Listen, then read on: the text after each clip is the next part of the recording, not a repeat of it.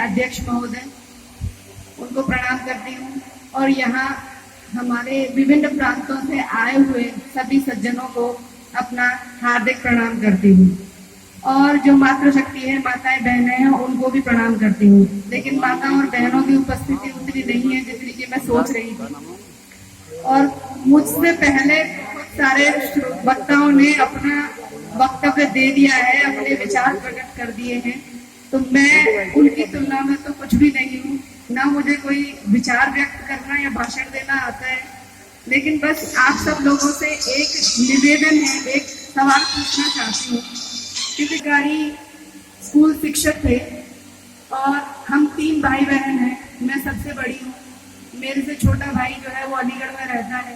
पिताजी का नाम श्री गंगा प्रसाद शर्मा जी है, वो अब इस दुनिया में नहीं है। और जो सबसे छोटा भाई है मेरा कुलदीप शर्मा, वो यहाँ उपस्थित है।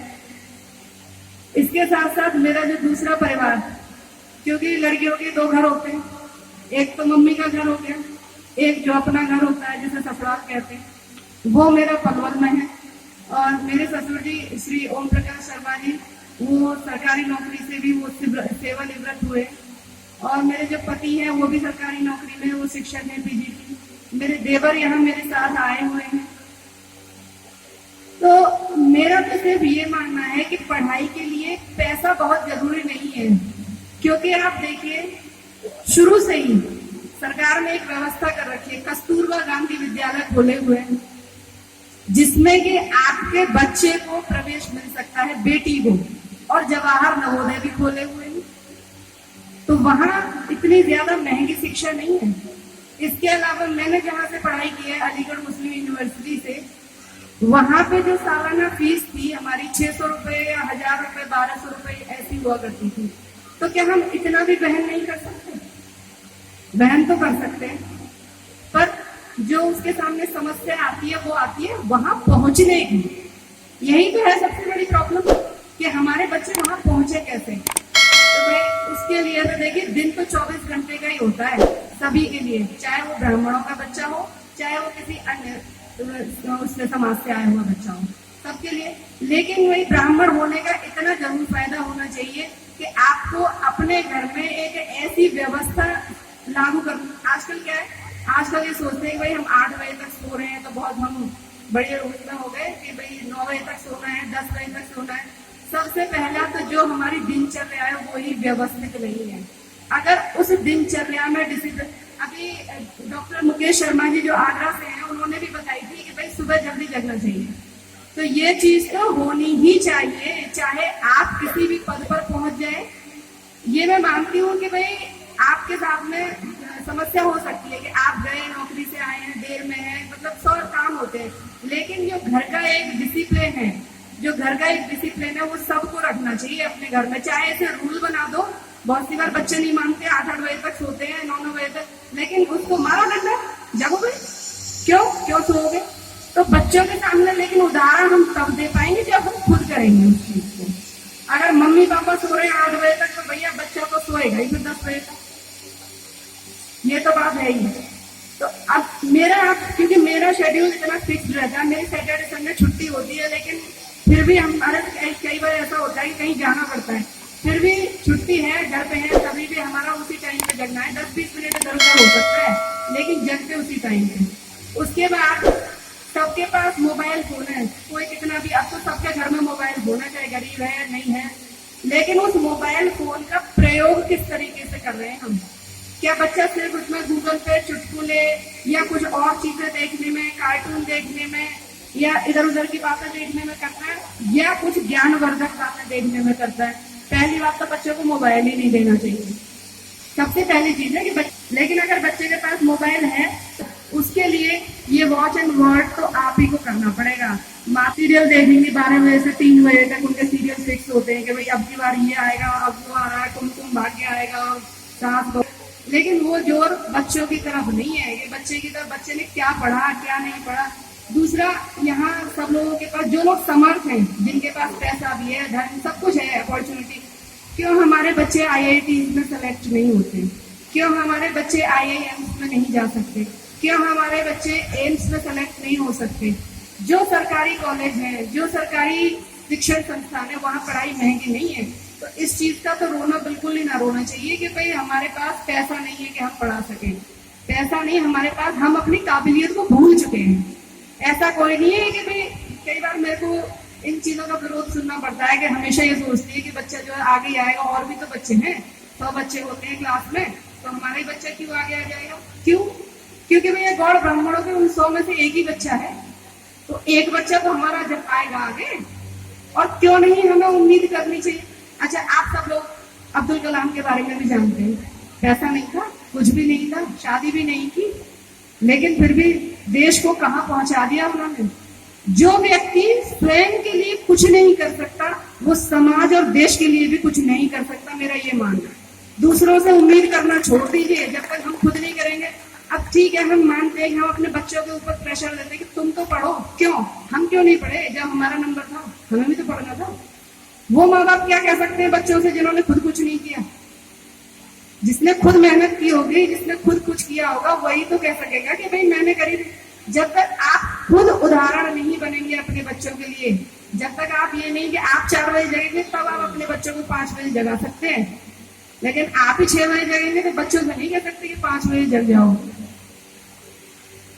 तो बहुत सा हमें तो देखिए ड्यूटी भी जाना पड़ता है। हमारे बच्चे हैं, हमारे 3 बच्चे हैं, तीनों बच्चे सुबह 6 बजे स्कूल के लिए चले जाते हैं घर से लंच लेकर के। तो आप सोचो कि मेरे बच्चे कितने बजे जगते हैं और मैं कितने बजे जगती होंगी, हमारा पूरा घर कितने बजे जगता होगा।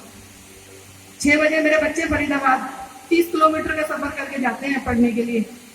अब आइए, चलो पढ़ लिया, लड़की लड़का वो सब चीजें भी हम करते हैं, अरे ये काम लड़की का है, ये काम लड़के का है। भाई मैंने तो कह दिया है कि अगर बेटी झाड़ू लगाएगी तो पोछा बेटा लगाएगा। ये नहीं है कि बेटी ही बेटी करती रहे और बेटा कुछ ना करे, उस ढर्रे पे बिल्कुल नहीं चलने दूंगी। दूसरा, एक बात आई थी कि शादी विवाह जो है देख करके करें, बराबर के परिवार में करें, कि भाई कई बार झगड़े हो जाते हैं। तो उसके लिए मैं आप सबसे यही निवेदन करूंगी, अगर हर घर में एक जैसे संस्कार होंगे, अगर हमारा प्रत्येक घर एक जैसा होगा तो कभी लड़ाई झगड़ा नहीं होगा। जब संस्कार ही नहीं होंगे, अब कई बार तो ये दिक्कतें आती है कि भाई दूसरे घर से आई है, उसको आदत है सोने की। अब अपने घर से आदत जगने की होती तो दूसरे के घर क्यों होता है प्रॉब्लम? कुछ हमारा देखिए बहुत सारी चीजें हैं जो लेगेसी हम पीछे से लेकर के आए हैं, उस चीज को अब ज्यादा अपने ऊपर ओढ़ने की आवश्यकता नहीं है। बच्चों को, बेटा हो या बेटी, दोनों को जिस ढंग से बेटे को पढ़ा रहे हैं उसी ढंग से बेटी को पढ़ाइए। सम्मेलनों में शादी कर देते हैं बेटी की, बेटे की, क्यों कर देते हैं सम्मेलनों में शादी? मैं ये हर मंच से कहा है कि भैया सम्मेलन का मैं बिल्कुल धुर विरोधी हूँ सम्मेलन की, मुझे बिल्कुल अच्छा नहीं लगता सम्मेलन करना। पहली बात तो सम्मेलन में ये मान के जाते हैं कि भाई ये गरीब है इसलिए इसकी शादी जो है सम्मेलन से हो रही है। एक चीज बताइए, जब हमने ये मान लिया कि ये आदमी गरीब है, तो क्या उसके घर से शादी करने में हम नहीं मान सकते ये गरीब है? तो उसके घर से 5 आदमी जाके आप बावर डाल लेगा, क्या दिक्कत है कि उसके घर से? जरूरी है सम्मेलन में भी गरीब है, घर पे भी गरीब है, लेकिन सम्मेलन में हम गरीब मान सकते हैं उसे, उस घर से गरीब नहीं मानेंगे। और ये भी होता है कि सम्मेलन में जाके शादी कर देंगे और घर पर जाके उसके लगन सगाई चढ़ा देंगे 10-10 लाख रुपए की, ये भी करते हैं सम्मेलन वाले। रही रिश्ता टूटने की बात कि सम्मेलन का टूटता है, देखिए रिश्ते तो जहाँ टूटने हैं ना वो हम जब करेंगे वहां भी टूटेगा, सम्मेलन में भी टूटेगा। ये मैंने आपको पहले ही बताया, जब तक बराबरी नहीं होगी आपके बेटा और बेटी, ठीक है बेटी को भी ये मत सिखाओ कि तू घर ही में बैठी है, दोनों है, अब तो भी ये जमाना बदल गया, दोनों को बराबर से कमाना भी पड़ेगा, साथ जगना भी पड़ेगा, घर का काम भी करना पड़ेगा। जब तक वो इक्वालिटी नहीं आएगी तब तक ये जो डिस्पैरिटी है वो चेंज नहीं होगी, बिल्कुल चेंज नहीं होगी। और इसके साथ ही जब हम ये कह देते हैं कि भाई नहीं हमें तो सम्मेलन में, मैंने बहुत लोगों को अपोज किया है, जो मेरे को मिलते हैं मैं तो उनको बोल देती हूँ कि मैं तो आऊंगी नहीं तुम्हारी शादी में अगर सम्मेलन में करोगे तो, क्योंकि मुझे ये चीज बिल्कुल भी पसंद नहीं है। और एक चीज और है जो सम्मेलन में करने से हम लोगों के ऊपर एक बदनुमा दाग लगता है, जो मैं यहाँ नहीं बता सकती। कभी किसी से व्यक्तिगत बात होगी तो मैं बता दूंगी कि हमें सम्मेलन में शादी क्यों नहीं करनी चाहिए, वो इस मंच पर बताने योग्य बात नहीं है। लेकिन फिर भी आप सब लोगों से निवेदन है, अभी अंकल जी ने कहा था कि भाई सम्मेलन होगी, सम्मेलन की प्रथा अच्छी नहीं है अंकल जी, मुझे नहीं, आपको पता नहीं किस एंगल से देखते हैं आपकी भाई सम्मेलन करना चाहिए। और सम्मेलन की भी क्या आवश्यकता है, बच्चों को पढ़ा पॉइंट मैनेज करवा दो, जरूरी है कि सम्मेलन ही करना। अरे पढ़ जाएंगे लिख जाएंगे, जो देखिए जो धन दौलत जितना पैसा आप शादी, एक्चुअली क्या लोगों ने भी एक स्टेटस का वो बना लिया है कि भाई नहीं उसकी शादी, अरे उसकी शादी इतने की हुई, उसकी शादी इतने की। बहुत सी बार तो ऐसा होता है कि लड़के वाला अपने घर से पैसे खर्च करता है कि भाई मेरा स्टेटस नहीं डाउन हो जाए, ये भी होता है। उन सब चीजों को अभी हम लोगों में समझने की आदत नहीं है। दूसरा, ऐसे भी कुछ परिवार है, कई बार क्या है कि शादी, ये आप लोग भी फेस कर रहे हैं, बच्चों को पढ़ाएंगे नहीं पढ़ाएंगे तो कुछ भी नहीं होगा। और शादी जो है जीवन का एकमात्र उद्देश्य नहीं है। ये आप देख चुके हैं, अब्दुल कलाम जी ने शादी नहीं की थी, नरेंद्र मोदी शादी होते हुए भी बिना शादी के जैसे हैं, योगी जी ने भी शादी नहीं की, हमारे मनोहर लाल खट्टर है, उन्होंने भी शादी नहीं की। तो क्या ये लोग कुछ कर नहीं रहे दुनिया में? कुछ कर रहे हैं ना। और ये ऐसे स्थानों पे हैं, उन जगहों पे हैं कि वो अकेले सबके लिए कर सकते हैं। तो हम लोग भी, क्या हमारे बच्चे ऐसे नहीं बन सकते? हम ये रोना रोते हैं कि भाई समाज के लिए कोई कुछ नहीं करता, कोई ये करता है, कोई वो करता है। कुछ लोग हैं कि भाई वो शादी ब्याह बाहर वालों से कर लेते हैं। अब भैया करेंगे ही, क्योंकि उन्होंने समाज ने तो कुछ दिया नहीं। ये तो जब तक अपने मन में नहीं जाएगा ना कि मेरे को करना है मेरे समाज के लिए, तब तक आप जबरदस्ती किसी को खींचे नहीं रख सकते इसमें। और इसके लिए जब तक बेटा बेटी नहीं पढ़ेंगे अच्छी तरीके से, और पढ़ाई पे तो ध्यान यूं देना पड़ेगा कि भाई 24 घंटे हैं तो 6 घंटे खा लो सो लो, 18 घंटे पढ़ना ही है, चाहे वो बच्चा पहली क्लास का है चाहे आपका 12वीं क्लास। ये नहीं है कि आपने एक दिन पढ़ा दिया और फिर 2 दिन फ्री। ये तो एक 20 साल की साधना है पढ़ाई। क्यों 20 साल? कोई भी जीवन में कार्य ऐसा है, कोई 2 महीने में खत्म हो जाता है, कोई 1 महीने में खत्म होता है, एक फसल भी ले लेते हैं हम 6 महीने में। लेकिन पढ़ाई तो वो फसल है, आपके बच्चे तो वो फसल है जो आप 20 साल में दे पाओगे। और 20 साल आपको देने ही पड़ेंगे, 20 साल उन्हें देने ही है। ये नहीं है कि भाई अब की बार गया तो फिर ये, उस चीज को, हीन भावना को आने मत दो। और हम कौन है कौन नहीं है ये तो सब बाद के सवाल है। जब सूरज होता है, सूरज से कोई नहीं पूछता कि भाई तू कौन सा सितारा है, तू कौन सी गैलेक्सी का है, कौन सी कैटेगरी का है, पूछता है? कोई नहीं पूछता। तो जब हमारे बच्चे उस लेवल पर पहुंच जाएंगे तो कोई उनसे कुछ नहीं पूछ सकता कि तुम कौन हो, कहाँ से आए हो, क्या किया है, तुम्हारे मम्मी पापा कौन से, कोई नहीं कर सकता उस सवाल को। लेकिन उद्देश्य जब तक आपका सूर्य नहीं होगा तो हम कहीं नहीं पहुंचेंगे। इसलिए, और इसके साथ ही मैं हृदय से धन्यवाद करती हूँ कैप्टन साहब का, जिन्होंने